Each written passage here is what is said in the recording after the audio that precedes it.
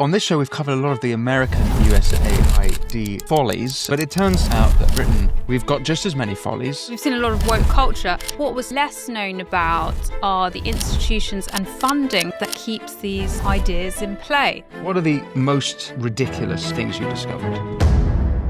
I looked into the profile of one of the researchers. They'd worked on a project about pregnant men. Mongolian cosmopolitan heritage. Even the Vagina Museum, that got £800,000. 207 million. £2 million. 196,000 for his project From Queer Ecology Toward Haunted Aesthesis. Any idea what that means? Feels like a kind of scam.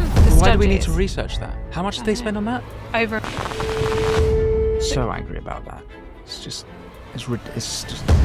And his other study was into gay pig masculinities. Masculinities? It's gay pig masculinities. Yeah, and it talks about. And like, he got taxpayer funding for this. This is on a government portal. What's that got to do with Britain? It's grown to be a £9 billion per year organisation. We've got the small boats crisis. We have these charities doing the complete opposite of what a lot of voters want. It's completely unsustainable.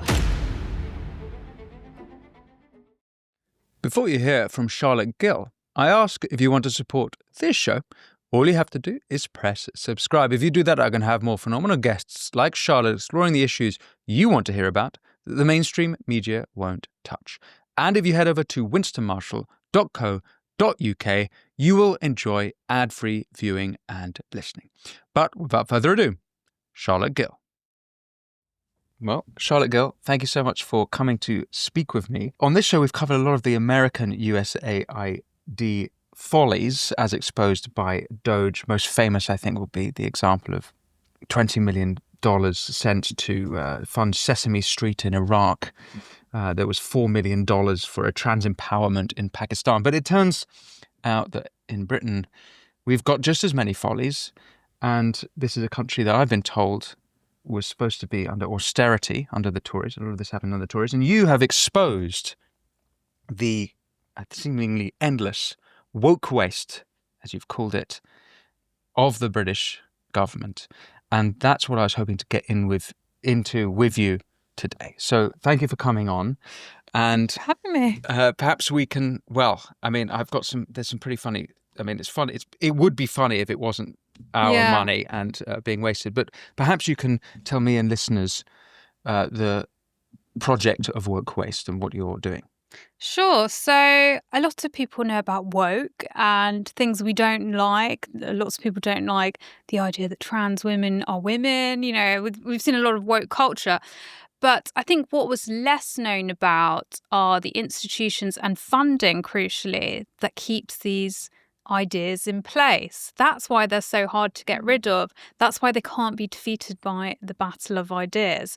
And the first time I really stumbled upon this was in 2023.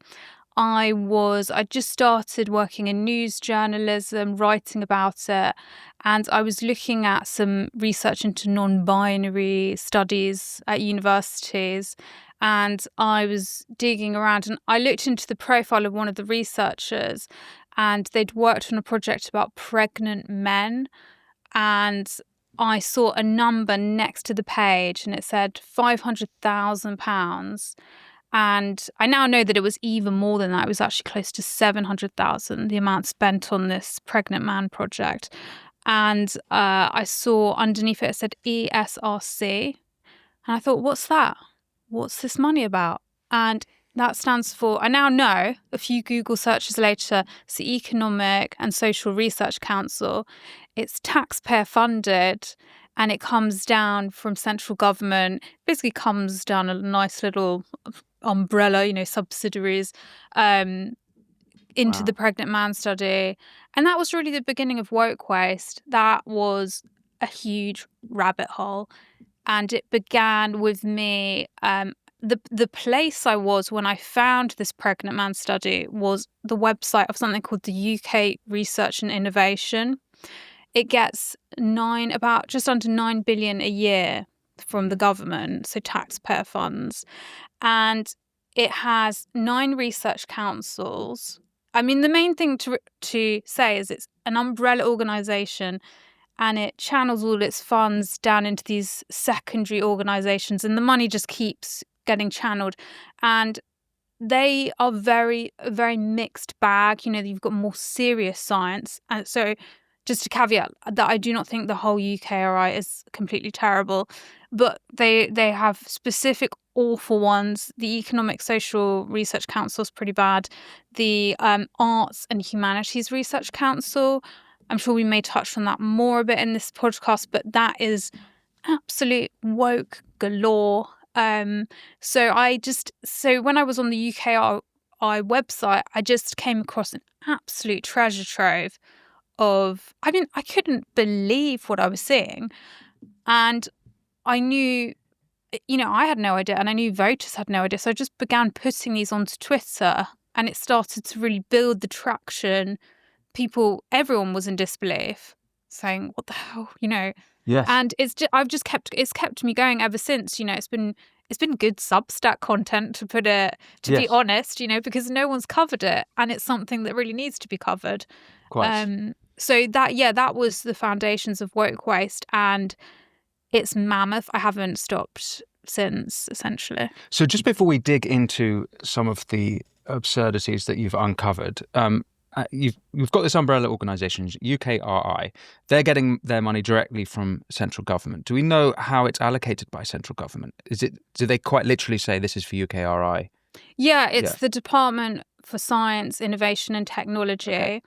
And that's run at the moment by Peter Kyle, who today accused Nigel Farage. He said that the online people that didn't side with the online harms bill were sticking up for predators, essentially. But I mean, when you look at some of the stuff so he's in charge of that department. What he said about Farage this morning was that he was on the side of Jimmy Savile. Yeah. The American audience might not know, but this is a famous sexual predator, paedophile predator at the BBC for decades, and this is because he believes the Online Safety Act is to protect children. And it might be the case that they're saying that, but it's also the case that they have various stipulations where if you speak out against or illegal immigration, there could be a special force coming. So there's several aspects to the Online Safety Act, which includes censoring adults, nothing to do with children. Anyway, he's accused Farage of being on this side of predators. And I would say, as a side note, it's quite interesting that when Savile was working, who was chief prosecutor at the Crown Prosecution Services, was Sir Keir Starmer. So anyway, that's a side story, I think, a little bit, but just worth clarifying for any Americans and others listening to the story. So this comes from the Department of Science, Innovation and Technology, and then what they say is, you're the experts, UKRI. We want to invest in research and innovation. Here's a big lump of money, and you decide best how to spend it. And the government doesn't get involved, really. There's something called Haldane principles. That's something the government adheres to, and I think that essentially is quite simply the idea that the academic experts know better. But what's that principle called? The Haldane principle. Okay. And that's the idea. That's why ministers can never get too involved once the funding's gone to UKRI. Okay. Because they're meant to, that these people in charge of these quangos are meant to be the experts on what to spend money on. But once you dig into particularly Arts and Humanities Research Council, it's so egregious what it spends money on that. Yeah, so let's go into the Arts and Humanities Research Council. This is what caught my eye. Here's a quick word from today's sponsor, Ground News. Let's take a quick look at how the media is reporting on Trump's new tariffs using Ground News. Left-leaning Democracy Now! Ran the headline, "Total random chaos of Trump's tariffs are not rebalancing US trade." We specifically partnered with Ground News because their app and website helped me and my team cut through media bias and get the full picture on any story like this one. There are over 160 articles published on Trump's new tariffs, and we can access every single one through Ground News, complete with source source context and key breakdowns. Meanwhile, right-leaning India Today led with Trump hits dozens of countries with tariffs, increases Canada's levies to 35%. Two very different narratives from the left and the right on the same story. Seeing all sides, regardless of political lean, is essential to making informed decisions and spotting bias. That's why Ground News's blind spot feed, which highlights stories underreported by either side, is such a powerful tool. I genuinely believe in what Ground News is doing, and I encourage you to check it out by scanning the QR code or visiting ground.news/Winston.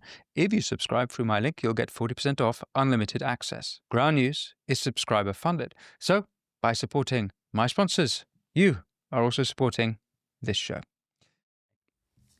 And it's really, quite stupendous, some of it. If I might read a couple of the things that I just found utterly astonishing. Communication and creativity, an arts-based study focusing on marginalised East African communities in Kenya, Uganda and the United Kingdom. We're spending £850,000 on that. There's a Centre for Cultural Value, whatever that is, £2 million. Mongolian Cosmopolitan Heritage, tracing divergent healing practices across the Mongolian-Chinese border, £800,000. So this is British taxpayer money spent on, we'll go into more. That's just the surface. So this is the Arts and Humanities Research Council. Right. So what can you tell me about this group? So there's quite a few people managing it. I haven't actually gone into that. There's just so much to get into that I haven't even started with looking into who the. Okay. One of them did block me. That I get blocked by a lot of state-funded people, but they're all just blobs. They've got people managing them, the experts. They write lots of positive stuff about their Quango, but then when you actually see what it funds, and the one that I always bring up because no one ever forgets it, is the Europe That Gay Porn built, 1945 to 2000, £840,000, and this is currently going on. It's being conducted by a Portuguese researcher who is based in Sweden, and his argument for being in Sweden it's my project is about the Europe that gay porn built. Therefore, I'm doing groundwork in Sweden. And I saw on his Twitter feed that he voted in Swedish elections. So why are we funding him? So this Arts and Humanities Research Council when you look on the website at these things and see what they say, they all pretend to be very serious organizations, investing your money in science and innovation. Then when you actually look at the reality, and this guy, the gay porn researcher, has already, I worked out he had around £1 million in taxpayers' money, and his other study was into gay pig masculinities. And he and basically about masculinities. Yeah, it's gay pig masculinities. Yeah, and the abstract even contains the expression stretching of the anal sphincter, and it talks about Grindr and like condomless penetration, and he got taxpayer funding for this. This is on a government portal, and what the woke element of these projects, the problem with them is especially when I first started criticizing them, people say, the people trying to defend this grotesque industry of waste will say, you've got a problem with this guy, he's gay. Is that an issue for you with his research? And it's not that, it's gay porn research. Like, why is he doing? And also you realize that these identities, right, you would not get straight porn research. Not that I'm crying out for £840,000, because it's the identity politics and the sort of woke angle on projects going for minority issues that gets it the funding in the first place. So the whole academia is structured towards I want to say this carefully because I'm not equating these identities with leftism, but the more minority identities, the more gravitating towards. I think you're generalizing about. I'm just trying to say that that the identity politics makes it woke. That the obsession with identity. Quite, that's how I understood it. Yeah, I just wanted to. Yeah. Okay, so just on the AHRC, the Arts and Humanities Research Council, and perhaps generally spending for research generally by the government. Is this something that we've been doing a long time and that became woke, or is this a new thing, this whole department a new department? What's the history of this council? The UKRI, I believe it was set up in 2017. So as far as I know, the subsidiaries have only existed that long. But it's extraordinary that in less than 10 years, that it's grown to be a £9 billion per year organisation. The history of it. I mean, that's as long as it goes. But okay, so UKRI starts in 2017. Yeah. This is under a Conservative government. This is who's Prime Minister at that point? It's Theresa May. So she's Prime Minister, and presumably she must have approved this. And then, if it starts, then all these, you say 9 other councils emerge underneath it. Are they all starting at about the same period, 2017? So let's go dig a little deeper into the Arts and Humanities Research Council. What are the most ridiculous things you discovered? Well, first of all, to say that it has been allocated 207 million from 2022 to 25. So that's an idea of its budget coming down from the UKRI. So you've got the Europe. I'm so angry about that. It's just outrageous. It's I know, it's shocking. I mean, I would recommend I've written an article about what we should defund if we had a Doge properly in place under a government, and Arts and Humanities Research Council would save you 200 million straight away and that, bearing in mind, that's just the time period of 2022 to 25. So you've got decolonising the museum, digital repatriation of the Gandalou collection from the UK to India, so that's £800,000. Oh. Diverse alarum, centering marginalised communities in the contemporary performance of early modern plays, that's £800,000. And that basically said that Shakespeare was a bit too male and pale, and and was trying to correct that through the research. Comics and race in Latin America, that's £760,000. Decolonising. What's that got to do with Britain? I know. Well, that's one of the really interesting things about it, because there's different types. These research projects as well, they have some where they post people internationally. Sometimes it feels like it's being used as foreign aid, the UKRI system, because there's a lot of degrees in research taking place in foreign countries. And you've also got researchers sometimes who are posted back to their home country. So one example I bring up is a Bolivian researcher who went back to Bolivia to decolonize Bolivian museums, doing a taxpayer-funded PhD. And you do get, trawling around, you do find other examples. There was a student from a Himalayan town, and she'd gone back to go and do research. Feels like a kind of scam, basically. And then you've got the sort of foreign aid studies, and then you've got a lot of one. Bearing in mind that people are really unhappy with our borders at the moment and the amount of people entering the country, you've got all these research projects that essentially fuel the problem. They endorse people coming over. So you've got, for instance, this one is £1 million, and it's called the Abundance Project, enhancing cultural and green inclusion in social prescribing in southwest London to address ethnic inequalities in mental health. Green inclusion. Yeah, basically. I mean, all this means, and there was a video of it, all this means is people like going to the park. And so refugee communities are one of the studies. Why do we need to research that? How much do they spend on that? Over £1 million. Can we see that? Are there research studies in the public domain? Yeah, all of it. So we can access these. Well, I don't even understand what research could possibly cost that much. Yeah. How are they spending? Do you have any idea how they're spending the $1 million? Well, I think the reason the university grant system is the way it is because the university always takes a slice. So if you talk to the researchers and say, you had 1 million, what are you doing with all that? they'll say, well, we still get paid peanuts because the universities, so they'll sort of embellish costs and expenses in order, it's just a nice way of the universities propping up their business. Okay, so actually it's going to the university. Yeah, so I'm not sure the exact divide, but it's not like the researchers are getting rich off this £1 million grants. It's helping to fund resources at the university. Oh, okay. So is this it?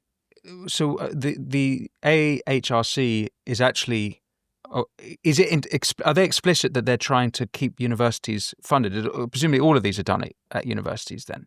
Yeah, as far as I'm aware, every single thing on the grant database under these Arts and Humanities Research Council grant, they are all at universities. But the incentive for universities of grants is they always get a slice, if that makes sense. Right.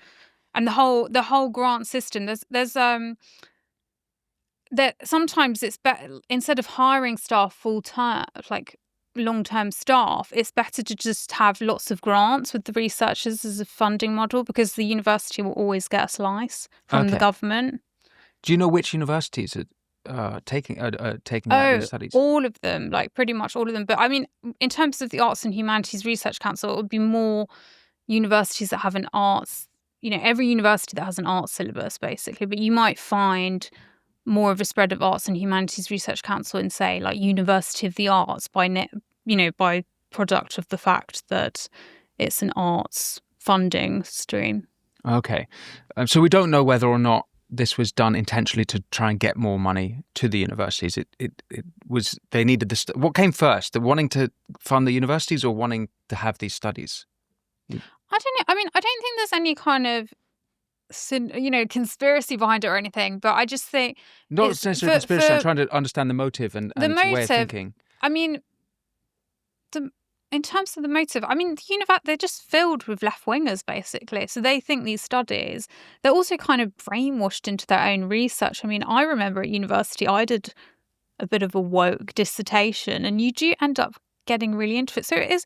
So that there's it is self-perpetuating. There are people that really believe in this garbage, but it's just become. It hasn't really had any scrutiny from the outside. Like, I'm one of the first people to really start showing a lot of the public what's going on, and I think in a way, I mean, it's great for me because I've had lots of material to myself on my Substack, but it should be getting a lot more scrutiny. And I think, and these people, when I've written about it and posted about it and they've got criticism, they react very badly. But I think that's because it's one of the first times that they've really had people coming from outside saying, they've got so trapped in this bubble, this university bubble. So I think they just, a lot of them think they're doing great work, basically, but they've got completely useless degrees. Okay, so I'm not necessarily against universities doing such studies if they want to, if it's their own money. But the problem is, to me, is when it's our taxpayer money that's going to this. I think anyone listening would agree that there's they can think of a million things more important than this crap. And the one that I brought to my attention, which I'll read just for the comedy, if it is funny. Nazawe Six Yayu Zengsi, weaving our own justice and authority in the NASA communities of the Saf, Tama, Kiwi territory of Caldono, Colombia, £300,000. Right. So buzzers for bedwetters, incontinence and the urinary body in Britain from 1870 to 1970, £250,000. So what else do we need to know about the AHRC, this council, before we move on to the Economic and Social Research Council? I mean, I just think it should be scrubbed, basically. It's just, the ones you read out, they're not anomalies. It's incredibly rare that I find any that sound of worth. It's all complete nonsense, basically, in my opinion. So it's one of the first ones I'd go to. And ultimately, it's really insulting to taxpayers. We've had the winter fuel allowance, people worrying about whether they could have that. We had, disability cuts. And whatever your view is on how bloated the state is and whether we Yes. do, I'm sure we do need to reform the sector. How can you go for these areas before you tackle gay porn studies and, all the other rubbish ones, and it's just really, what, people might say to me, Charlotte, what have you got against arts and humanities? These are great subjects. But as soon as you read out these studies, it's if you put these to a parliamentarian, it would be incredibly difficult for them to defend. Yes, Just quite. any of these subjects, like indigenous film ecologies in India, colonial. That's that one's last. But Mongolian cosmopolitan heritage, tracing divergent healing practices. Of course, it would just be so difficult for them to justify most of this. Well, this is actually, if we can zoom out before we go back into the weeds again, but how these got through the budget, or any budget, particularly when we're spending £110 billion a year on debt interest, and we've got £2.7 trillion of debt, which is nearly 100% of GDP. How we can excuse any of this spending seems to me completely bananas. I mentioned already that the Tories told us it was a period of austerity. So how is this that, I don't know if you have any insight into that, how these got approved and how no one thought maybe this is a bad use of taxpayer money? Yeah, well, I find it extraordinary. You always hear about austerity, although I have noticed recently people are saying a little bit less. I think the main thing to say about this is it's all hiding in plain sight. Anyone can go and find it. But I think some Tories, I don't think there's necessarily like that they were all complicit and they all knew about it. I think, if anything, a lot of them aren't as detail-oriented as they need to be. People like, I know you had Zia Youssef on your show recently, people like Rupert Lowe, they're very detail-oriented people. They know lots about the system. I know that Kemi Badenoch is, she's someone that has shown interest in my work and that sort of thing. But a lot of MPs, they don't really want, some of them like the glory of being an MP or whatever. And you've got to, I've been doing this for 2 years researching it. So it's actually an excellent system to keep Britain turning left, because it's just simply too complicated for most people to understand and keep track of. And that's really what I think is the overarching sort of Tony Blair, or like whatever you want to call it, globalist leftist strategy. It's to make a system so complicated, to create so many pockets and holes in our democracy, that you can say, well, all the information is out there, it's transparent, but no one can humanly keep track of all these pockets. So I think the Tories are also victims of that. I think there's a degree of laziness as well. There's a real degree of laziness, and then there will be some that are kind of on board with it actually, and think it's kind of for the greater good.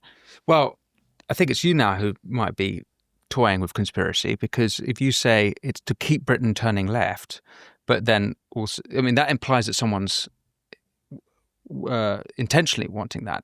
But I do believe that is coming from the British deep state, or the civil service, as you might call it. So I don't necessarily say it's conspiracy, but it is the case that people are trying to push this. Well, I think universities especially,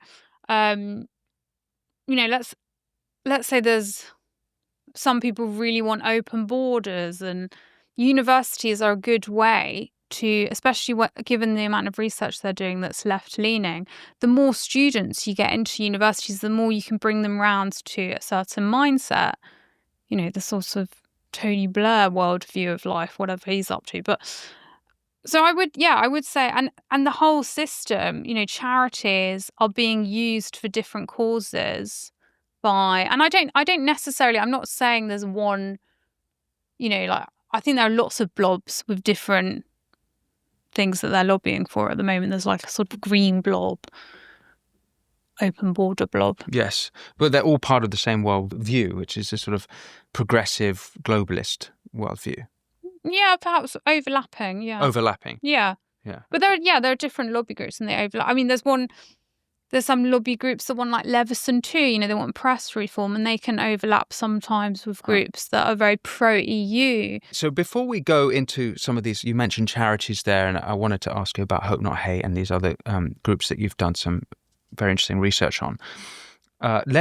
You mentioned there are 9 of these research councils under the UKRI, and you also you've already discussed the Arts and Humanities Research Council, and you mentioned the Economic and Social Research Council.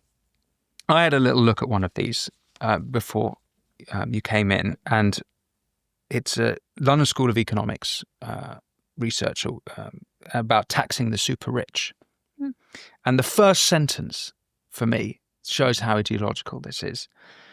The share of all income and wealth going to the UK's richest individuals has risen substantially over the past 2 decades. So there you have a sentence where it assumes that the income, it's lump fallacy from the beginning. There's a certain amount of income and there's a certain share going to it, rather than the idea that wealth is generated, wealth is created. You can actually create infinite wealth. Technically, it's up to you to do it. And so it's not surprising this comes from the LSE, which is famously lefty. But that was £825,000 spent on this project to tax the super rich. And as Labour are finding out, taxing the super rich means that the super rich leave and then there's less money to come in. So is there anything about the ESRC or these other 9 research councils that you want to tuck into? The ESRC is the AHRC is by far the worst. ESRC definitely has some pretty bad ones. There's one, they funded a researcher trying to decolonize early years education, for instance.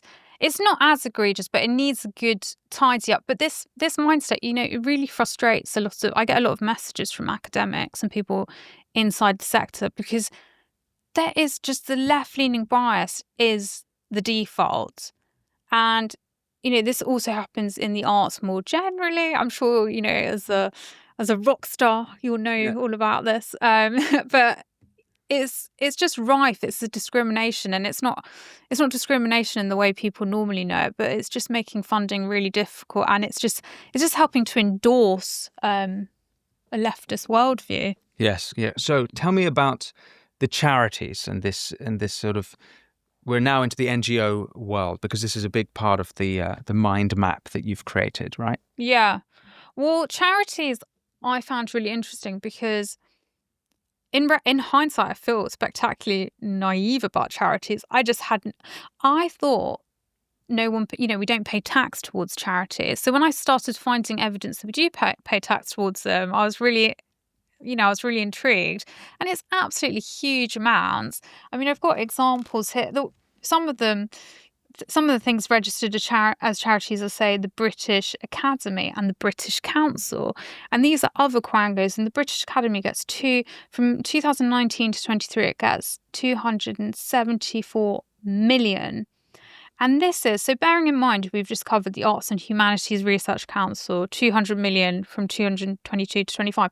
Then you've got this one as well, which is the UK's National Academy for the Humanities and Social Sciences. Even though we know that we don't need any more social science and humanities. It's not like, Doctor, where's a gay porn researcher? We just don't, it's totally saturated. But some of the projects, I'll give you an example of some of, 274 million in those 4 years. And it's done projects such as Plant Trees, Save Lahore, Afforestation as Hope and Political Project in Pakistan, £370,000. At the Cold War's Margins, New Theory of Indian Women's Pacifist Thought, 348,000. And it also, this is what's really shocking, it awarded 7.2 million to international professors. So there are a lot of international professor schemes, and they were offered childcare support and the ability to work in their home institution overseas. So like working from home abroad. And people in the UK can't even afford childcare, and then they're giving out 7 million to international professors. And one of them, so there was another bit of funding where 2.8 million was given out, and he received 196,000 for his project From Queer Ecology Toward Haunted Aesthesis disorientation, care, and futurities in the LGBTQIAPN+. I don't even know what PN means. Artist moving image from the Brazilian Amazon. Haunted aesthesis. Yeah. Any idea what that means? I don't even know what I wonder if anyone asked before they got the money. Yeah. What does that mean? I know. And then you have to think that, so he's coming over, so he's adding to our housing crisis, he's another, adding demand to the system. And then you've got the British Council, 1,250 million. So 1.2 billion. Yeah, 1.2 billion.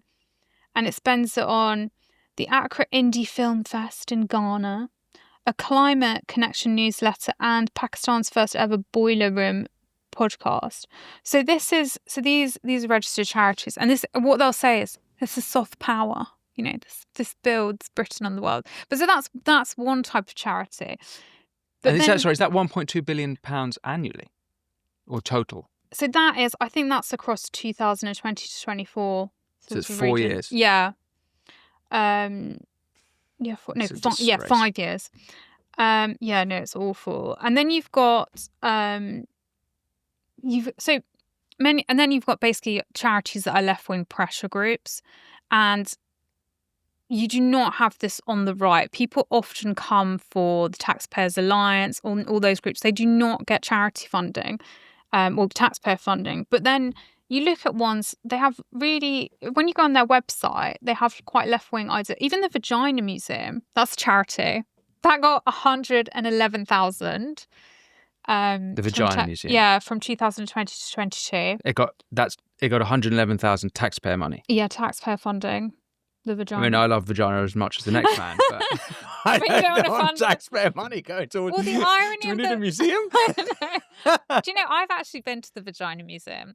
Have you? Yeah, I went. I was just with my friend in Camden, and I just, it was there. I feel like most people would. I don't know. Where is it? Go. It used to be in Camden. I know that it's moved recently, but it's. Do they charge to go in? No, I think you can leave donations, but it's basically a shop. It's not a museum. It's about. What are they selling? Vagina necklaces, just anything vagina related, like T-shirts, signs. It's like free the mouth. But if you go on the website now, the irony is that there's a lot of things that aren't vaginas because they're also trans inclusive. So there are penises in the Vagina Museum. Yeah, I'm pretty sure there's that kind of. Yeah, you have to check it out. Check it out online after. And then another charity that got taxpayer funding is Universities UK. And this had 17 million in taxpayer funding from 2019 to about 2000. Normally, I take it to 2023-24. And this is a lobby group for the university sector. So the awful university sector that's dishing out all these woke grants, thousands of them, then has a lobby group that gets taxpayer money on top of it, 17 million. And the lobby group's always bleating on about how it needs more funding, the university sector. So astonishing. Yeah, and then you've got the New Economics Foundation, the Institute for Public Policy Research, British Future. These have all had hundreds of thousands of pounds. And these are leftist. Like, if you go on their website, it's just full of leftist ideas, basically. It will have things like wealth tax, like climate taxes, flight levies. British Future is run by a chap called Sunder Katwala. I don't know if you know him on... Say the name again. Sunder Katwala. And he is on X, and he seems... a lot of his job seems to be compiling threads on X of people on the right that he doesn't like. Like, I'm pretty sure he's made one about me and why they're wrong. So British Future, its basic purpose is to make people feel more happy about immigration, and the idea is that if British Future sort of helps people realise through its programmes and policies and helps migrants and people come together, they'll suddenly like the far right will die away and everyone will live in a positive utopia. And this gets hundreds of thousands of taxpayer funding. Hang on. Let's pick that apart a bit, because I would agree that if migrants and newcomers, one of the failures in Britain has been with regards to mass migration, it's not just that mass migration is happening, is that there's not really been there's been very little attempt at integration for those who did come. Now, leaving aside the argument about how many people have come, if there's anyone to come, there should be organizations for integration. I actually set up a organization to help Hong Kongers integrate. So I do think that we do need to help. No, I agree with you, but I think what they're doing is not. They are not, especially through his tweets that target right-wingers, they are smearing ordinary concerns as sort of, by making these dossiers, and there's a lot of them on his timeline. So I am with you about the integration. I think there is a massive... I mean, I went to University of Leeds, and the populations there that live side by side don't integrate at all. And I also did social psychology, and they talk so much about integration and how when that doesn't happen. Yes. So I don't have a problem with that. It's just this infrastructure of left-wing groups and not addressing people's legitimate concerns. Yes. But it's important to say that it's not just taxpayer funded that's a problem. There's also private funded. There's just basically like a whole huge industry. Privately funded charities as well. So that's the other. So what have you found there that's problematic? So I did an article on my Substack the other day, and I looked at 10 that are what we've got basically with the charity industrial complex. So I do a bit on taxpayer funding. And then the private ones are also helping to push, bearing in mind that net migration is at record levels. We've got the small boats crisis. We have these charities doing the complete opposite of what a lot of voters want. And they've got tens of millions of pounds. And what they do, and it's a bit like the UKRI and these channels it goes from one blob into multiple blobs. So you've got like AB Charitable Trust, and that's given away 40 million in total funding to date. And it's given out grants to Asylum Justice, Asylum Matters, Asylum and Immigration Resource Team, Asylum Support Appeals Project, Bail for Immigration Detainees, Beyond Detention and City of Sanctuary. Okay, well, let's pick this apart first, because I don't necessarily think all of those are bad things, right? So who are AB Charitable? Who are these people? So they are a charity trust founded in 1990. And it's important. I should add, I take overviews, I go on these, I know roughly about all of these charities. I go on their websites and I get a gist, and I put them all into what I study. Okay. But I don't know like who's the head of each department and things like that. It's just an overview. Because I'm not against there being, you can tell me why I should be against that there's some sort of organisation to help asylum seekers if they're here. Like, it's a different matter if it's like, how do we flood Britain with migrants from across the world? And but if there are to be asylum seekers, someone's got to help the asylum seekers, not least to integrate, like we've already discussed. I think, so what exactly have you found here that's the problem? I think I'm with you. I agree that we do need to help asylum seekers, but at the moment, when you look at who's coming into, we do need to help asylum seekers. Yeah. If they're to come, they need help. Yeah, I agree with you. But the problem is number one, when we look at the borders and who's actually coming in, a lot of those men are economic migrants. Agreed. And, and so like for instance, but that's a different conversation. Well, it's kind of similar, because if they're helping, they're choosing. For instance, I looked at one charity, I think it was called High Trees Charity. And when I looked at its documentation about helping refugees, they were all men. And I'm not saying, maybe some of those men have fled really dangerous situations, but we don't even know at the moment who's coming in. Right. We also have some really dangerous cases in the UK. It's not, people aren't making it up. We've had really terrible crimes. Like we've got asylum. We've got people that have come over. There was one chap from Afghanistan who raped a 12-year-old female asylum seeker and from Albania, and she was living in the same home office. So I think I'm with you. There's nothing wrong with these asylum seekers, but number one, we don't know. The charities. Because, you and I almost certainly agree on the problem of mass migration and the problem of the types of people actually coming, the caliber of migrant we're getting in Britain. It's unacceptable. We've got way too many. But that's an immigration conversation that's a sort of separate one to this one of the charities, right? Because this charities isn't necessarily... Are they promoting more immigration, or are they actually trying to help those who are here? It's a mixture of things. For instance, the Joint Council for the Welfare of Immigrants, that's one of the charities pushing for... So what they do is they blocked a lot of flights to Rwanda. And bearing in mind, to get deported... So they scuppered the Rwanda deal? Yeah, well, not totally, but I think it was about 42 flights they blocked. They blocked quite a few.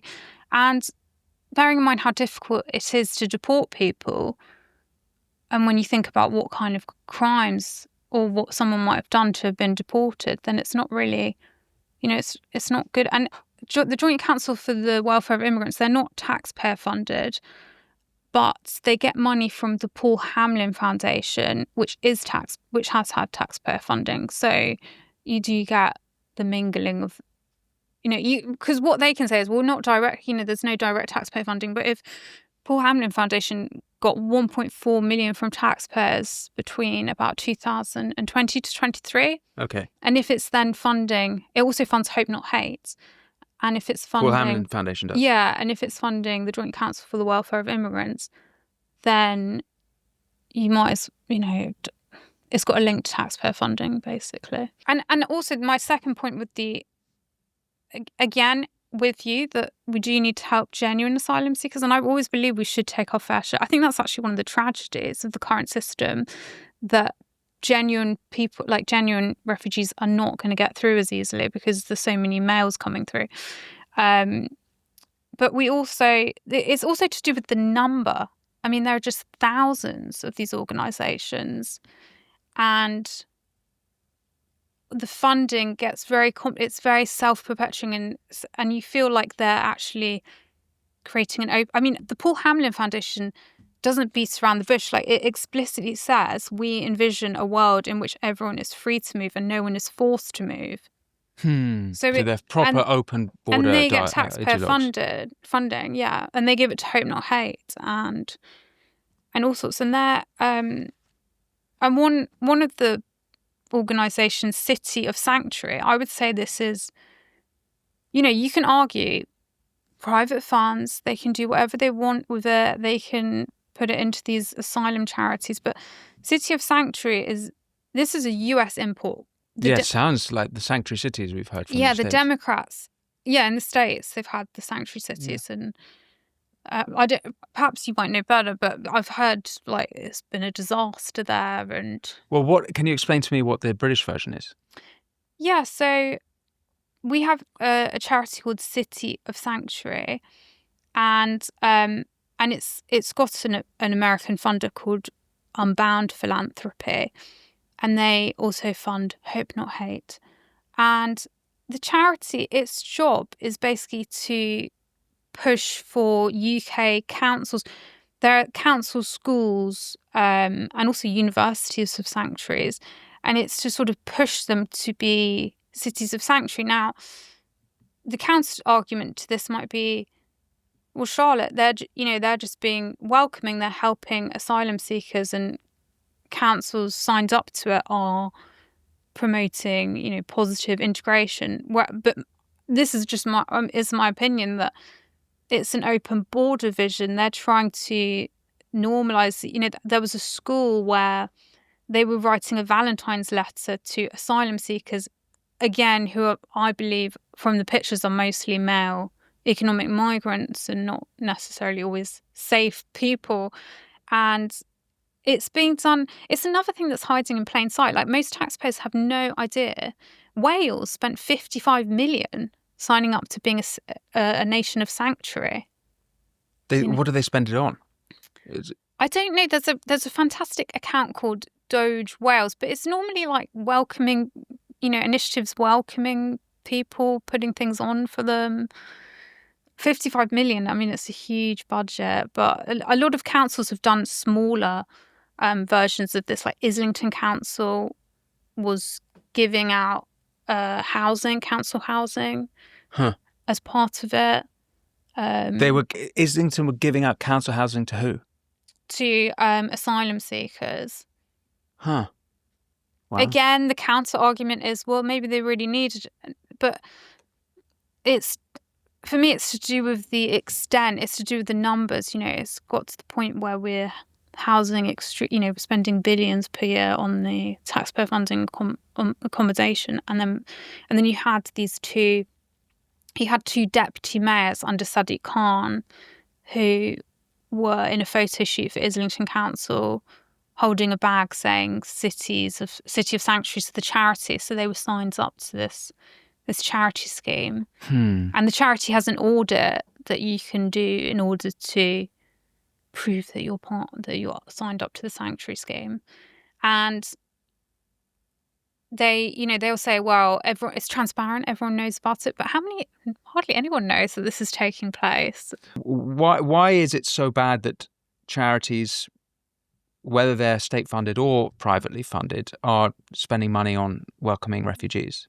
Well, I'd argue that we can't leave the numbers and the amount out, because that's central to my argument. It's not about a manageable proportion of refugees and asylum seekers coming over. We've gone way past that. We're spending, I think it was something like 8 billion per year on migrant hotels. It must be much more. Yes. Foreign criminals, that's something people don't want to talk about.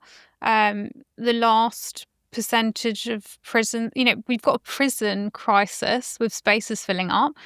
We've got enough of our own prisoners, but the last count was about 12% are filled with foreign criminals, and that is a problem. And it's to do with a lot of the problems are to do with the countries that people are coming from. They're just places where it's a completely alien concept that women have rights and are going out on their own. So yeah, I would say that we absolutely cannot leave we just cannot. It's completely unsustainable, and this isn't. What would be positive is a few, like a small little, just reasonably sized sector of asylum and refugee charities. Yes, quite. But what we've got, it's just. By the way, I agree. It's ridiculous that we're spending 8 million a day on hotels and. This is my article. Billions more on various other things for migrants who are economic migrants and are not fleeing. There's no war in France. They're fleeing anyway. Yeah, well, we can't. We don't even have enough money. But this article that I've done on it, where I've condensed it. I've put, say, 10 examples there, and this is me putting a shortened list, because this is what I mean. Like, I can try and condense and get quick overviews of things, and it's just incredibly hard to keep up with. And also, some of the sector is becoming quite discriminatory, like Tamashar Theatre, for instance, and this is not the first one I've seen. So the taxpayers would charge 1.7 million for this theatre of sanctuary. A theatre of sanctuary? Yeah, you get theatres of sanctuary. So this is all the sanctuary scheme. And they're a global majority theatre. And this has kind of come to replace the word BAME, or like the acronym BAME, or ethnic minority. But it would be easier just to describe it as you're not white. Yes. You're global majority. So they are. That's exactly right. Global majority. All that means is not white. Yeah. It's just, I was just sort of thinking about the trans flag, because they've added a black and brown sort of pizza slice to the corner of it, which means that quite literally everyone is represented in that flag except for white heterosexuals. So it's basically all of this is part of an ideology where it's just not white is the. Yeah. Sorry, go on. So tell me about this theatre then, this global majority theatre. I think these theatres are just nasty. It's another thing where, it's like me criticising the gay porn study, where the counter argument, someone that wants to shut me down would say, you got a problem with the gay man doing his research, and what's your problem with this gay research? It's someone will say, you don't care about ethnic minorities getting opportunities. But I'm not saying, these theatres, they do feel anti-white. It's like progressive segregation. It's nasty. It's making people feel really aware of their identities and skin colour and it is. In the public sector, there are just so many opportunities now. There's quite a lot of global majority opportunities. Like Westminster Council had £20,000 global majority fund. Hackney had therapeutic sessions for the global majority. What? Yeah. Therapeutic sessions for the global majority? Yeah, it was called something safe spaces where they could come and I just thought... In Hackney? Yeah, and also it's quite patronising to people that are given the funding for. But this is just... Oh, Hackney Council is seriously crazy. Really? Yeah, I mean... Oh, they have serious knife crime issues and they're really woke, all of their schemes there.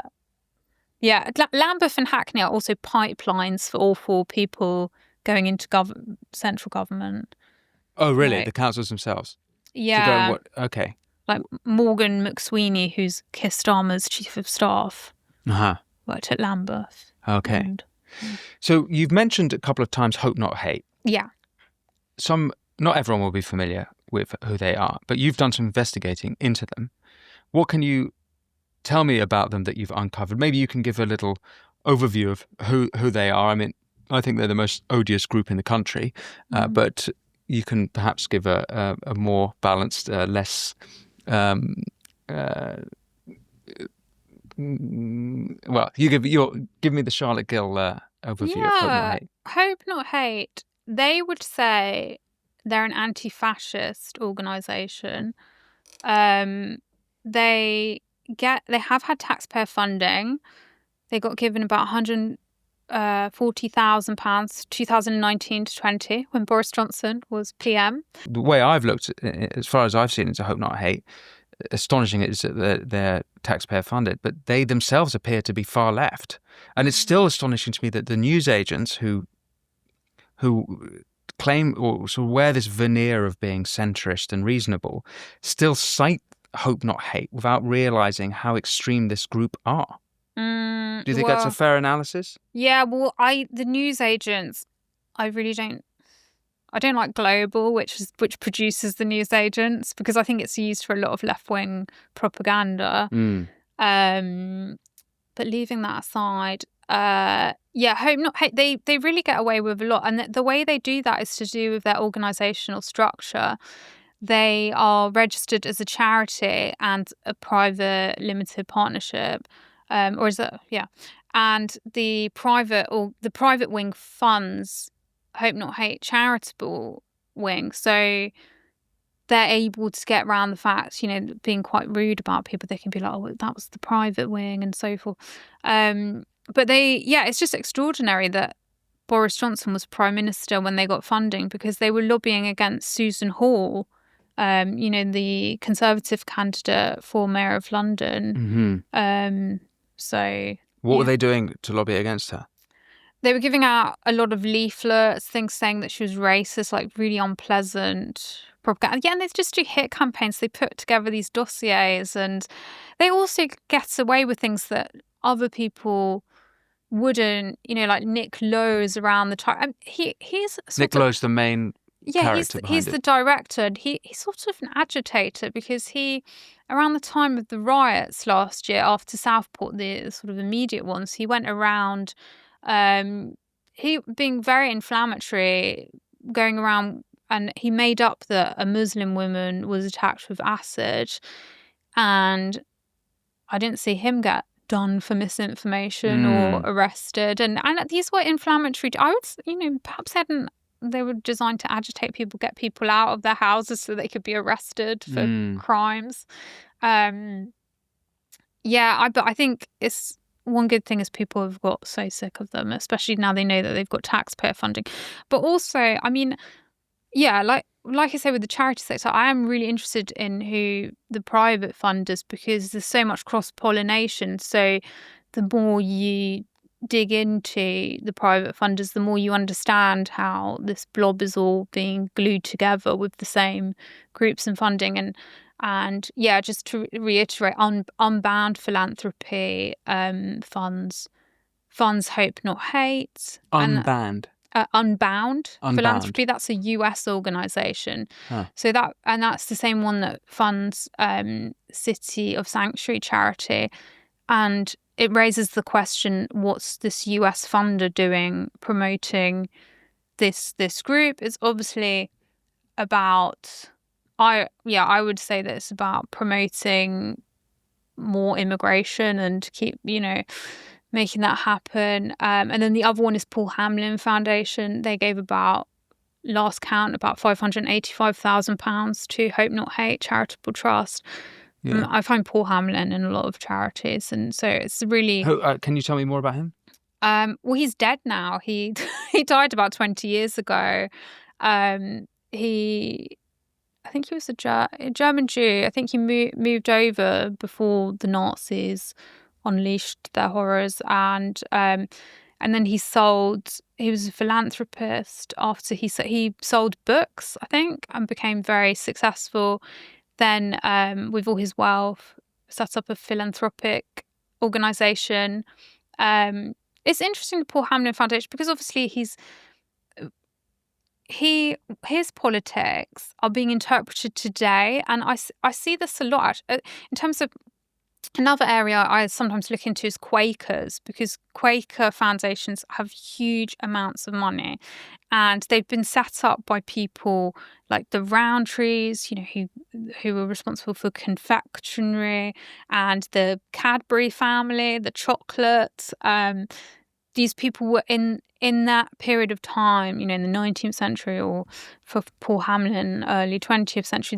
They had very progressive values, and they were successful business people, so they were able to channel that. But those progressive values might mean something completely different within that period to how they're being interpreted now. Mm-hmm. And I do wonder, like, would Hamlyn, how his vision after escaping from the Nazis, how would his vision be? What would he make of some of the grants that are going out now, which are potentially very divisive? So yeah, it is interesting to investigate. It's something I mean to do more, like investigate. I've been trying to read about Quakers, because it's really important to understand, because they have Joseph Rowntree Foundation, Barry Cadbury. They're a very big part of the left-wing infrastructure as well. So the more you understand about the history... Yes. There's a worldview of the most famous is George Soros and the Open Society Foundation. He was inspired by Karl Popper with the name and the ideology. And it's after the war, rightly, of the horrors of the Holocaust, there was an idea of never again. And one of the ideologies that sort of emerged out of that was this sort of open border ideology, and nationalism is bad, and so everyone is equal and we must let everyone be. And that's sort of, I think, one of the wrong lessons they learned from that period. And so you have people like the Soros family who are funding projects all over the world that encourage immigration, and they don't realize the negative consequences of their actions. Yeah. I think that's part of the kind of what you're describing a little bit. Yeah. The British arm of it, maybe. I do think about that a lot, because I think I don't want to be completely rude about open borders. I would understand if I was a Jewish person that had escaped persecution. That would mean something so different, or anyone that, especially in those areas. But yeah, the problem now is it's become something so different. It's just being exploited by economic migrants. Quite. And it's making countries... It's making there less places. Eventually, there won't be as many safe places to escape to, in a dystopian future. But yeah, that is something I'm very conscious of, how people's messages of the past are being interpreted today, whether they need to adapt, but because the person is dead, how do you do that? and have the Marxists just decided for you in a way that you would find, if this person was still alive, would think, hang on, this needed to evolve. Yeah, quite. So look, we've covered a lot of ground, and I think the impression I've got from speaking with you is that I was particularly interested in how taxpayer money has been wasted in these what I deem to be progressive, excessively progressive groups. And I like the picture you've drawn of the UKRI of these 9 research councils, and we sort of explored 2 of them and other points of it, like the Vagina Museum, which I'll definitely be checking out. I understand that there was also £700,000 spent on a migration museum. And then you sort of painted the picture of the Charity Foundation. This is just, it seems to me, scratching the surface, because we also we could go into foreign aid, I imagine, and look at how only a month ago David Lammy committed $70 million to the Singaporeans to run some sort of green scheme in the Far East, even though Singapore is the 4th wealthiest, well, the 4th highest GDP per capita of any nation in the world. So it seems that in every department, this Doge stuff is going on, and I encourage viewers and listeners to go to your website to check it out. But you mentioned earlier about what can be done and the future, and I just wondered, we had Zia Youssef on recently from Reform UK. He's running their Doge program there. If you've had interactions or have been what you envisage for the future, what can be done to clean up this mess that you've uncovered? Yeah, it's going to be complete hell to get rid of, basically. So I have spoken to people, and Conservatives and Reform. Met Zia, I've met I know Nigel, Kemi Badenoch. She knows about my content, so people are aware of it. It sounds really naff, but awareness is the first step.